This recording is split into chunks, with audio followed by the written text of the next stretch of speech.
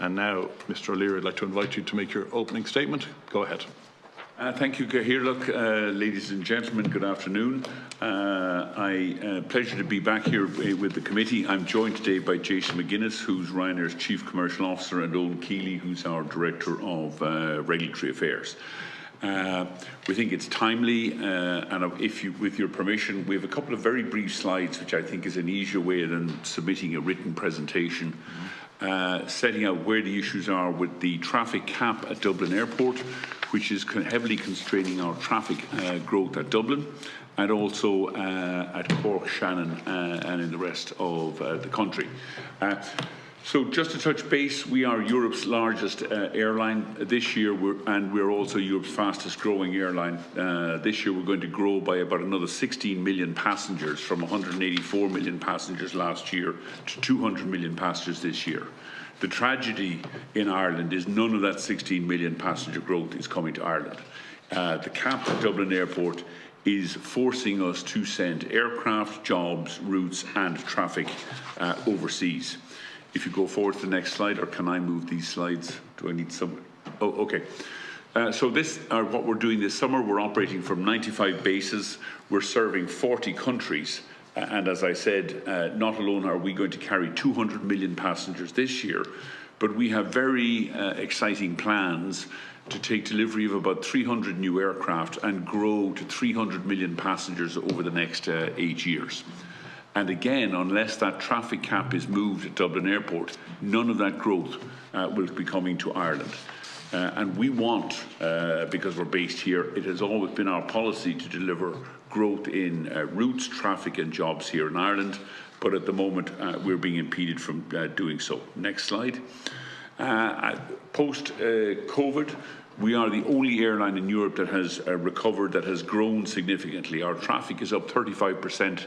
Pre-COVID, we were carrying 150 million passengers. As I said, this year, 200 million passengers. Despite the challenges of Boeing air delivery delays, higher price fuel and a war in Ukraine and the Middle East. We are making very strong market share gains across the EU, except in Ireland. In Portugal, in Italy, in Spain, in Poland, etc. Ryanair is now the #1 airline in all of those major markets. The aircraft that were lost at Dublin this year have gone to Copenhagen, to Morocco, to Jordan and to Albania as we expand into new countries and new markets that we didn't serve before. And the tragedy of all of this is that from an environmental point of view, all of this growth is taking place on new aircraft that carry 20% more passengers, burn 20% less fuel and are 50% quieter than our existing fleet of aircraft. So this is growth that is environmentally friendly, sustainable, and I know we'll have some Fingal deputies in the room, dramatically quieter than our existing aircraft, and yet we're exporting all this growth to other countries around Europe who frankly are laughing at Ireland's at the failure of Ireland's aviation policy. And what I fail to understand here is we are capped at Dublin at 32 million passengers a year, despite having just opened a second runway at a cost of some 300 million euros, which gives Dublin Airport the capacity to handle 60 million passengers a year. So we basically opened up a second runway, but we're now told we can't use it. And yet we have the Green Ministers for Transport and for Tourism, and we are trying to encourage them to adopt some these growth policies on environmentally efficient aircraft, and we can't get a reply to our growth proposals.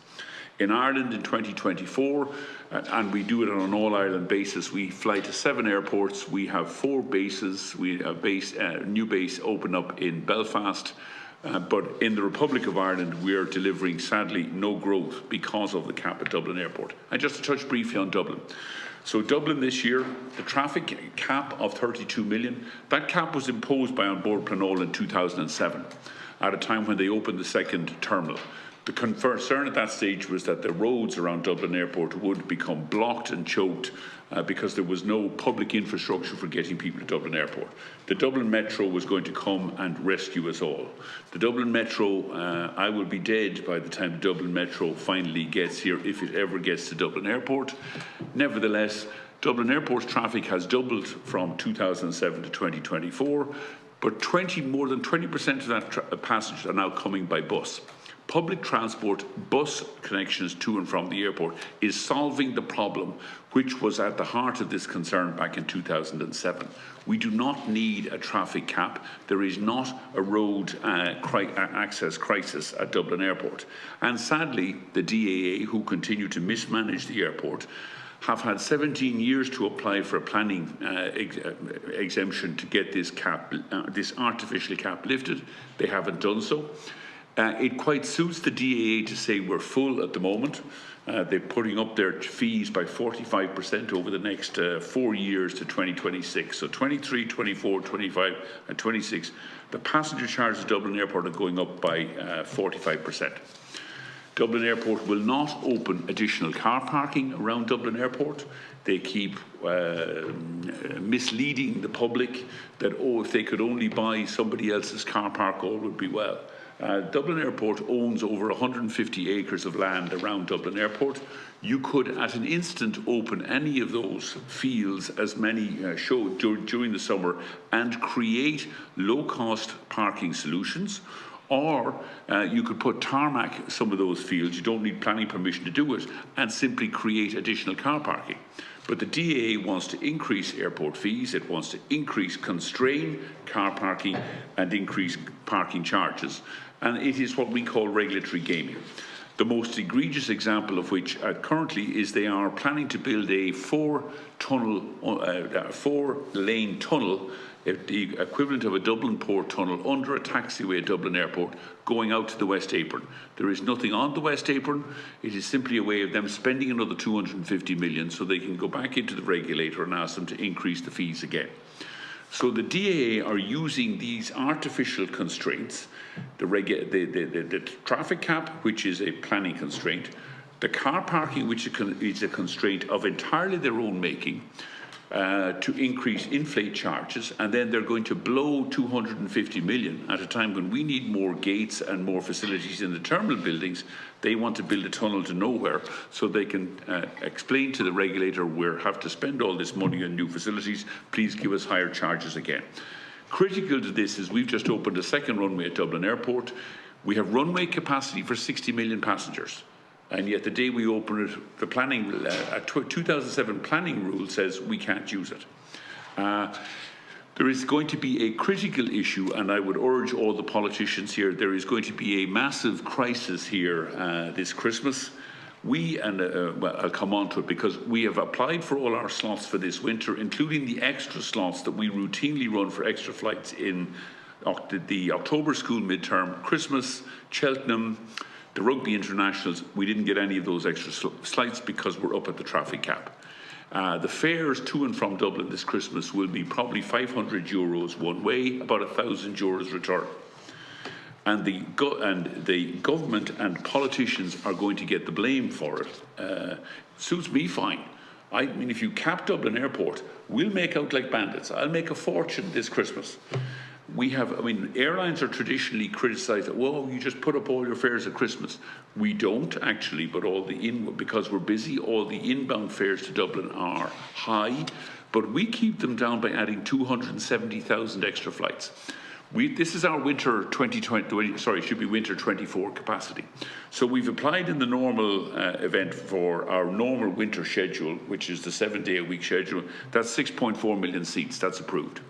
We've also applied, as we do every winter, for 90,000 extra seats for the October school midterm, 270,000 extra seats for the Christmas uplift, 7,000 extra seats for the Six Nations, St. Patrick's Day next March, 130,000 seats, Cheltenham, 10,000 seats, and Premier League extra 7,000 seats. They've all been rejected because we're up against the planning cap. And so fares for our families reuniting at Christmas, people coming home here at Christmas, are going to double and triple. You're looking at 500 one-way fares, 1,000 euro return fares to Dublin, unless the government moves to fix this cap. Some of these, we can move some of these extra flights up to Belfast, and somebody's going to say, why can't they go to Shannon and why can't they go to Cork? Because the inbound passengers do not want to go to Shannon or to Cork. The cap is also limiting Ireland Inc.'s growth. I thought at this point in time, I met with the Transport Minister and our offices on the 7th of March. We put in front of him the most ambitious traffic and tourism growth initiative that this country has ever seen. We gave him a plan where over the next 6 years, from 2024 to 2030, we would grow Dublin from 15 million passengers, this is Ryanair on our own, 15 million passengers to 20 million passengers, so about 33% growth. Cork, we would increase the number of based aircraft from 3 to 7 aircraft and grow from 2 to 4.5 million passengers. Shannon, we would grow from 3 to 6 based aircraft and take traffic in Shannon from 1.3 to 3 million passengers. And Knock, where we think there's a potential in the next year or two to open a base, 2 aircraft, doubling Knock's traffic from 700,000 to 1.5 million. In total, Ireland, if we lift the cap at Dublin Airport, Ryanair is willing to grow and invest 50% traffic growth from 20 to 30 million passengers over the next 6 years. Sadly, we haven't yet got a reply from the Transport Minister to that submission on the 7th of March. We have had no reply, no action, and no movement on the cap. And I am somewhat using the good offices of this committee to raise this issue and call for urgent action. We need a fix to this cap. It will get lifted, but the problem is the planning process is going to take 3 or 4 years to fix. Just to give you briefly what Dublin Airport are planning to spend 250 million on, here's where the tunnel is going to go, under the taxiway between the 2 runways. It has got Pier D, which is where we are, is on the eastern apron, and they are building a port tunnel, 2 lanes either way, 2 lanes both ways, underneath the taxiway. Presently, you can drive across that taxiway. The only thing that's on the left-hand side of that slide is the fire department, and they park up cargo planes and private aircraft. Now, the parcels and the rich can drive across the taxiway, or they can drive around the runways if needs be. But my passengers and your constituents do not need to be paying higher fares, so that we can ferry the parcels and the few rich rich executives in under a 4-lane tunnel under a taxiway. When currently in Cologne you can drive across the taxiway, they can drive across this taxiway as well. But this is the kind of mismanagement that goes on at Dublin Airport. They haven't addressed a planning issue for 17 years because they were too busy designing a port tunnel to go under a taxiway that isn't necessary, and none of the airlines wish to pay for. So in conclusion, we have Irish tourism needs action. Dublin Airport, and I know we're going to get into some of the Fingal issues, is a national gateway for Ireland.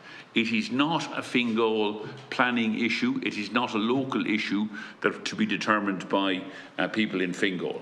The government should lead. It should not follow Fingal County Council, or, with the greatest respect, a couple of NIMBYs in North County Dublin. And to demonstrate what I'm talking about here, last year there was 26,000 noise complaints submitted to Dublin Airport. 24,500 of those came from one person. 90% of the noise complaints, 26,000, came from one person. Now, he's entitled to his view, but really he shouldn't be allowed to constrain the growth of traffic, tourism and jobs on an island in the periphery of Europe. We have Eoghan Keeley here. There are 2 simple legal mechanisms that can be used to scrap this airport cap. The Transport Minister can take action, or the Housing Minister, who has powers under various legislation to issue to expedite the lifting of this cap while the planning process takes its course.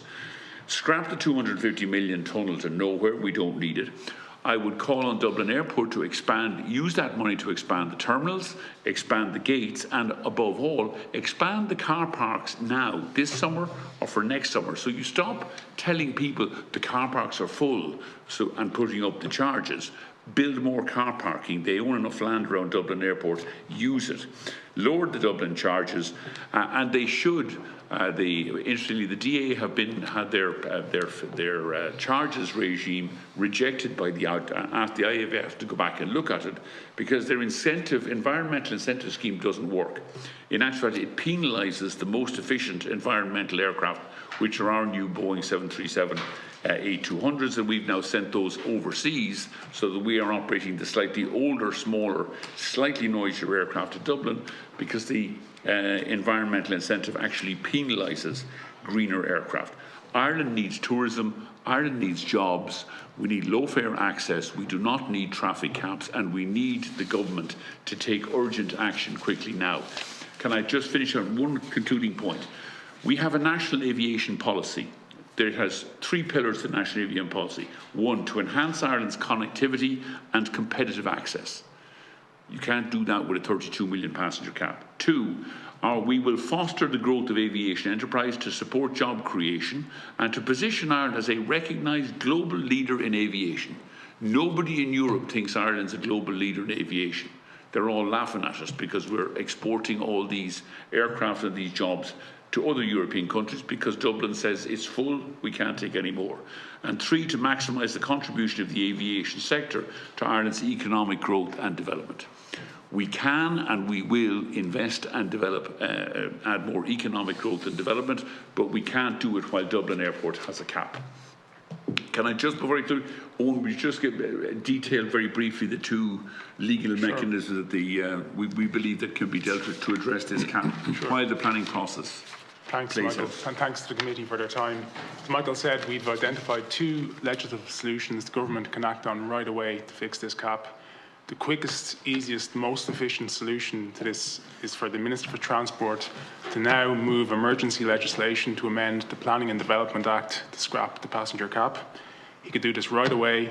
Now is actually the perfect time because there's a Planning and Development Bill before the Dáil. There's 800 plus amendments made to the Planning and Development Act. Add one more now. It's been pushed through, I understand, very, very quickly through the Dáil. Add one more amendment to scrap the cap and get the bill passed. So now is actually the perfect time. The second option, and this can be pursued at the same time, the Minister for Housing and Local Government can use the Planning and Development Strategic Infrastructure Act 2006 to make airports strategic infrastructure and issue a ministerial direction to An Bord Pleanála to scrap the passenger cap. We know this issue is going to come before An Bord Pleanála at some point. So issue the direction now, so when An Bord Pleanála gets this on its desk, it can act right away as soon as it hits the desk to scrap the cap. So there's 2 immediate solutions that the government can pursue at this point. Okay. Thank you. Thank you both very much. That concludes your presentation, yeah? Yes. Okay, perfect. So we'll now move to members. And thank you for that very informative presentation. And I think we did, well, as a committee, want to bring you in because it was being talked about on the radio, the Minister, yourself, Claire Byrne, the newspapers. We're all talking about it, and we felt that it was important that we would air the issue here. And thank you very much for your invitation. We also invited Aer Lingus, but they're not in a position to attend at the moment, so that's their prerogative. We have a speaking roster, and the first person who's here on that roster is Deputy Cathal Crowe. Go ahead. Just to welcome our guests here today from Ryanair and to congratulate you on the onward and upward growth of your company. Just a few points I want to hone in on. First of all, the planning cap. We are aware of other European countries where there's environmental noise output caps. Is the planning cap on passenger numbers unique to Ireland, and have you encountered this in any other countries, and have you had to fight battle in other countries and other jurisdictions to get beyond this? Yeah. Sorry, press the button. No. Yes, the planning cap based on a road access restriction is unique to Ireland. In fact, it's unique to Dublin. There are noise regulations operating at most European airports now. Most noise regulations, though, measure noise. What we have is this blunt instrument that says there will be, we limit it to 65 nighttime flights. Nighttime is defined as midnight to 7 a.m. That is not. At a time when aircraft today are 50% quieter than they were 10 years ago, a number of flights is completely ineffective. It doesn't do anything to to reduce noise. What Dublin and what the airlines have been calling for many years, as has Dublin Airport to be fair, is to measure noise. As aircraft get quieter, we do believe that definition of nighttime should be moved from midnight to 6:30, not 7. The reason for that is that most of our first wave departures take place before 7 a.m, after 6:30 and before 7.